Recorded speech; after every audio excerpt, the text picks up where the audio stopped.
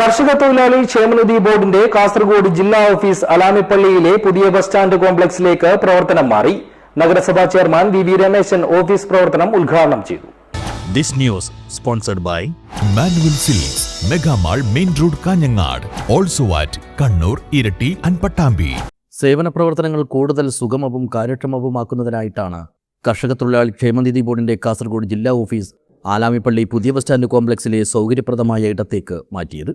നഗരസഭാ chairman V Rameshan office പ്രവർത്തനം ഉദ്ഘാടനം ചെയ്തു. ഈ കോംപ്ലക്സിനെ മനോഹരാക്കും. ഏതായാലും ഇപ്പം വന്നത് ക്ഷേമനിധി ഓഫീസുകളെല്ലാമാണ്.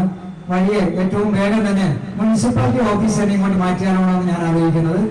തൊട്ടപ്പുറത്തെ ബിൽഡിംഗ്, തൊട്ടപ്പുറത്തെ പടിഞ്ഞാറേ ബ്ലോക്കിൽ കാണുന്ന പടിഞ്ഞാറേ ബ്ലോക്കിനെ ഒരു സെക്രട്ടേറിയറ്റ് പോലെ അല്ലെങ്കിൽ ഒരു പാർലമെന്റ് പോലെ മോടി പിടിപ്പിച്ച് കാഞ്ഞങ്ങാട് മുനിസിപ്പൽ ഓഫീസ് തന്നെ അടുത്ത വരുന്ന നാളിൽ ഇങ്ങോട്ട് മാറ്റാനുള്ള അണിയറ പ്രവർത്തനത്തിലാണ് എൻ്റെ ഒരു സ്വപ്നം.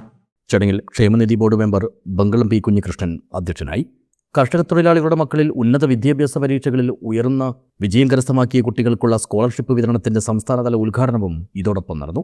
ക്ഷേമനിധി ബോർഡ് ചെയർമാൻ എൻ ചന്ദ്രൻ ഉദ്ഘാടനം നിർവഹിച്ചു. സംസ്ഥാനത്താകെ 278 വിദ്യാർത്ഥികളാണ് അവാർഡിന് അർഹരായത്. ഇവർക്കെല്ലാമായി ആകെ 15,50,5000 രൂപയാണ് വിതരണം ചെയ്യുക.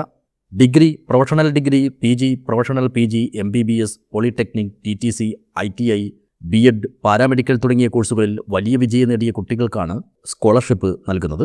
കർഷക തൊഴിലാളി യൂണിയൻ നേതാക്കളായ KV Kunhiraman, Gangadharan Pallikkappil, K Vasudevan Nair, T Krishnan, Muhammad Kunhi Kuliyankal, EV Ganesan, T Krishnan, accounts officer TM Jiji, C Sandhya എന്നിവർ സംസാരിച്ചു. Chief executive officer KS Muhammad Siyad സ്വാഗതവും ജില്ലാ എക്സിക്യൂട്ടീവ് ഓഫീസർ KR വിപിൻ നന്ദിയും പറഞ്ഞു. News bureau, Kanhangad.